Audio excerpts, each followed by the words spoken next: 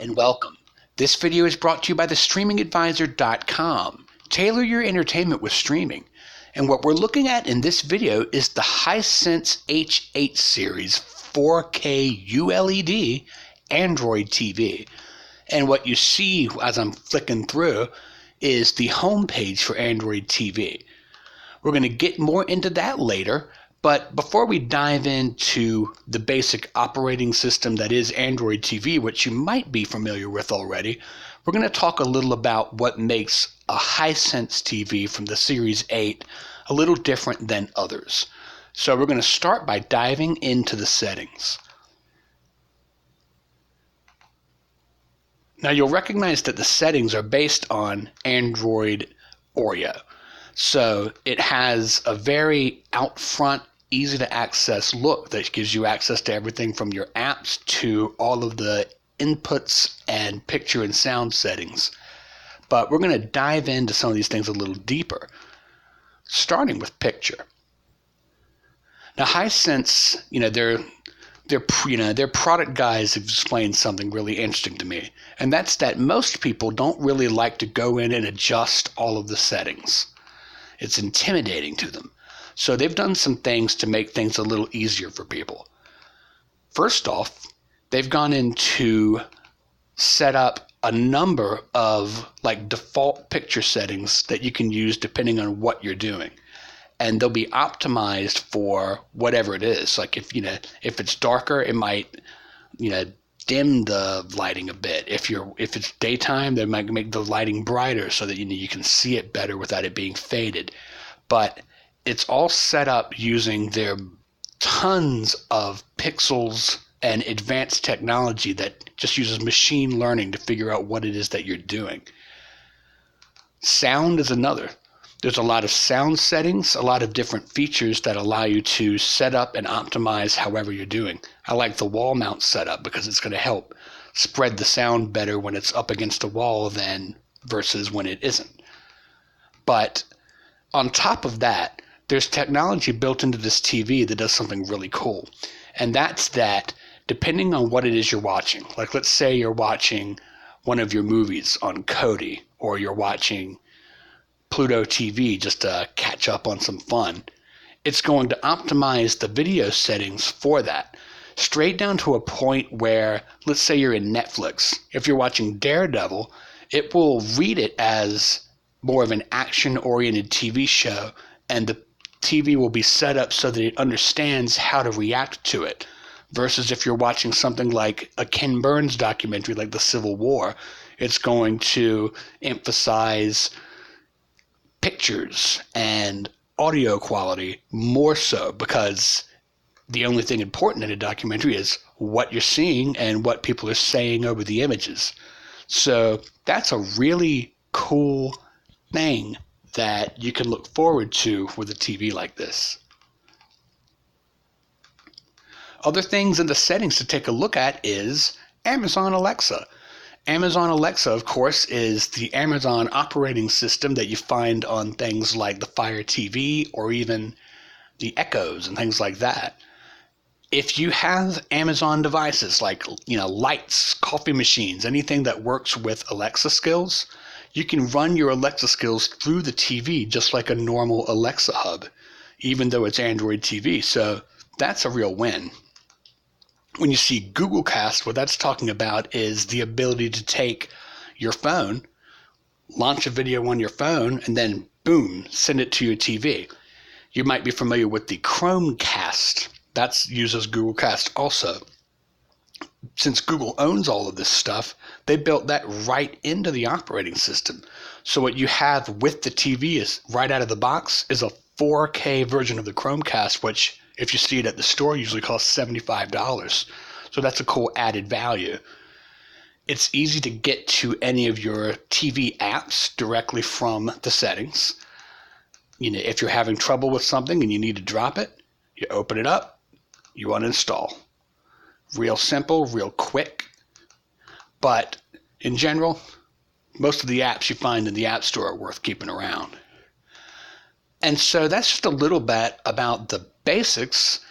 And the best thing is, if you're fumbling around with your TV and you mess it up, you can go into the setup assistant and you can start it all over and go in to, like re-sign into networks, make sure that stuff is set up.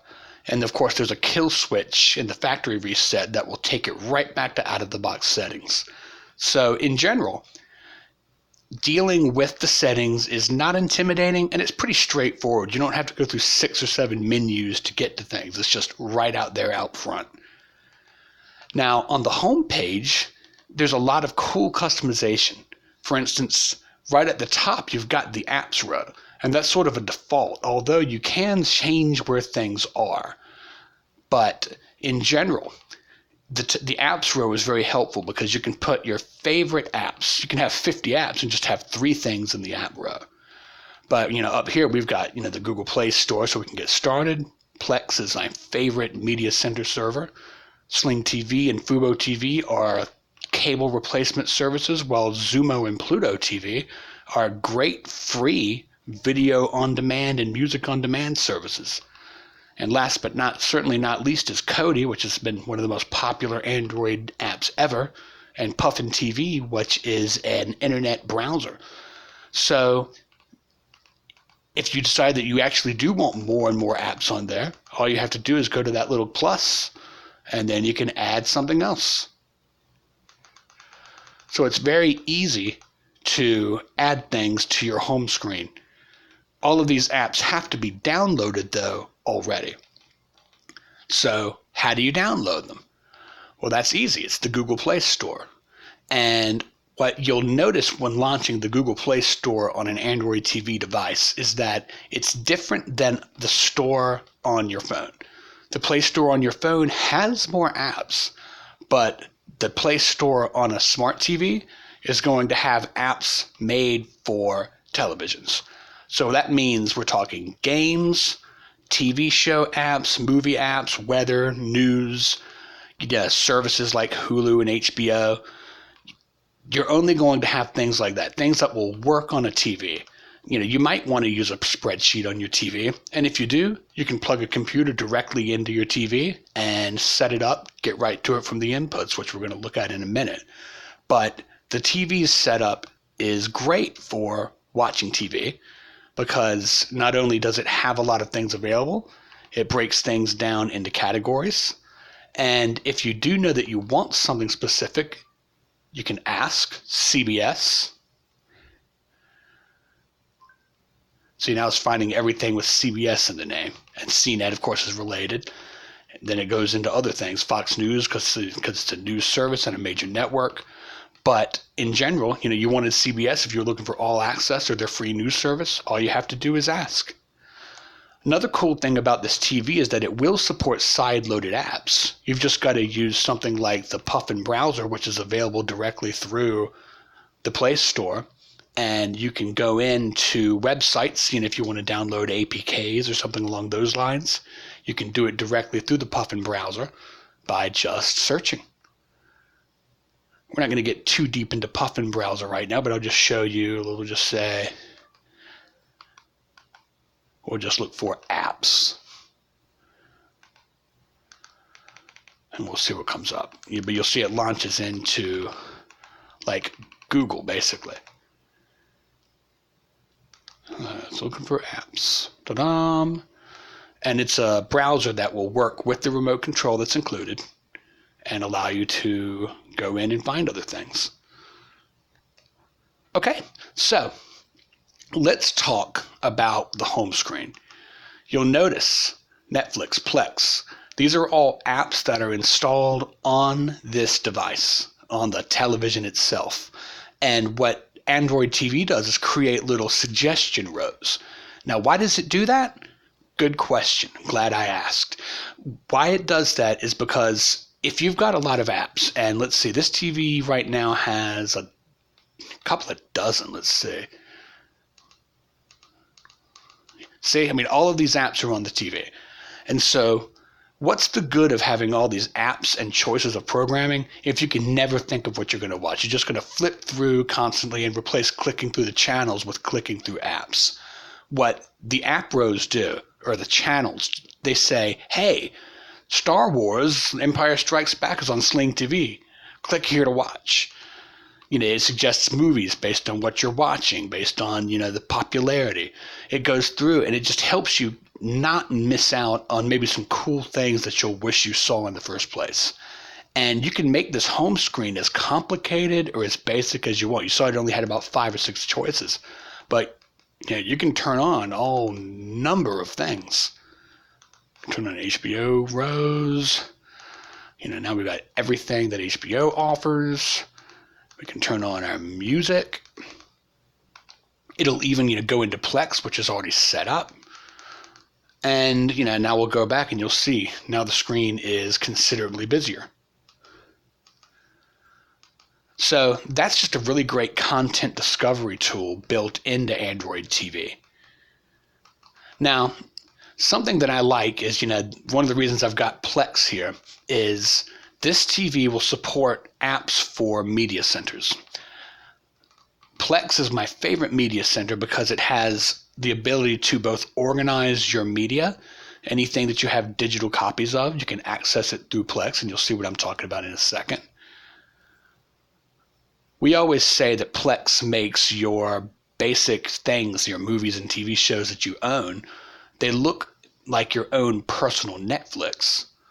So when you look in, you have music, TV shows. If you've got pictures on your computer, it'll pull those up off, by reading it.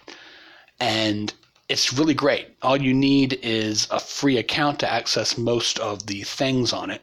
And then it's off to the races. Along with being able to access your own media that you have burned to a server, you can also go in, and it has some great free services like its news service, which is customizable.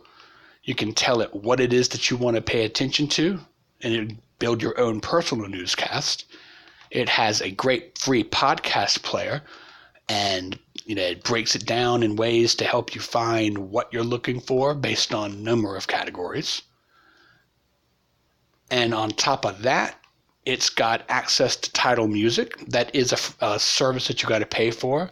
And web episodes, web shows, which are really just video podcasts. So what you get with this is anything from a 10-minute video to an hour-long video, depending on who's publishing it. But media centers are really cool because they expand what you can do, what you can watch and enjoy very well. Kodi is a similar sort of program. The difference between Kodi and Plex is that Kodi is dependent on both what you've got on a server, and it has its own web-based apps. So you can go into Kodi and you can add your TV shows and movies, or go into add-ons to find cool things based on what's out there as far as, websites and things like that. It'll build it from websites. Let's see a video add-on, for instance.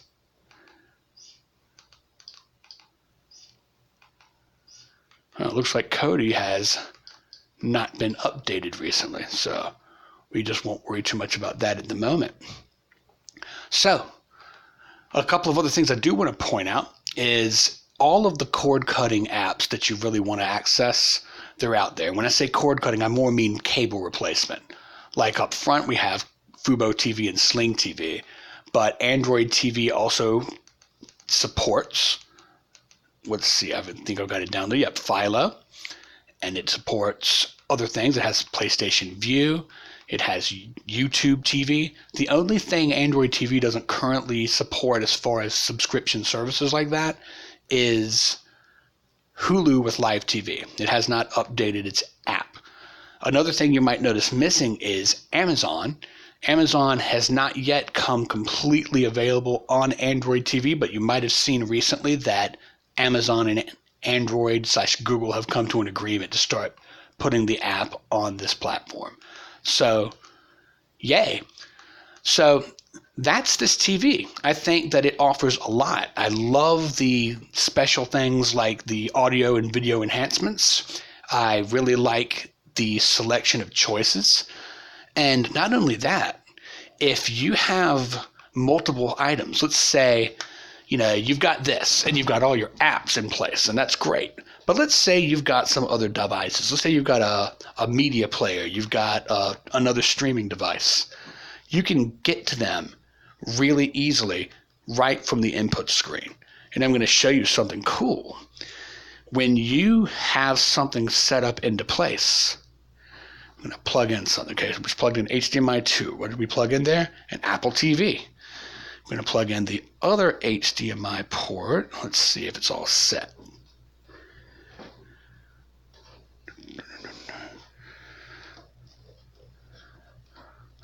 There we go.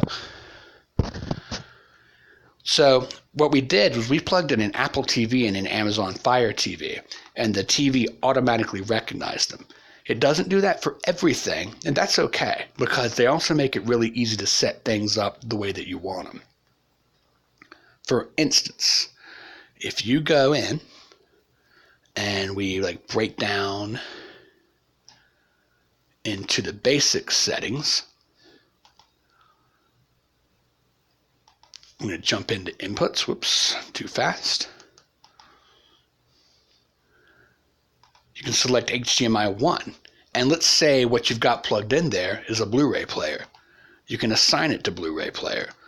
You can assign it to anything else you want and even name it. Let's say then, who knows what you've got plugged in. Maybe you want to call it satellite dish. You can do that. But we're just going to call it Blu-ray and leave it at that. So once you have that set up, you go into your inputs and you've got your Blu-ray, your Apple TV, your Fire TV. And this saves the trouble of, which HDMI has the Roku, which HDMI has the Apple TV. It's all set. But even more, wait, there's more. An old sales line is you can jump in and some devices can be controlled directly with the remote control for the player. So you don't need the Apple TV remote to access the content on Apple TV. Same goes for the Fire TV. As long as it's loaded up. Let's see if it's loaded up. Yep, there we are. So, with the remote for the device, you can also control the Fire TV. It doesn't work like that with everything. It doesn't work like that for the game systems. It doesn't work like that even for Roku. But some items, it's just like an extension of what the TV can do. So that is some of the really cool features I like about this TV. Good news for you if you want, live TV. It's got a very strong tuner. I was able to pick up 48 channels when I did my tuning with my outdoor antenna, which was more than I was able to get through other tuners like the Air TV and things like that. So that was really cool. So that is, in full, the Hisense Series 8 TV. I hope you found that helpful, and if you did, please subscribe and share this video with your friends. And as always, I'm Ryan Downey, the Streaming Advisor. Stream on, my friends.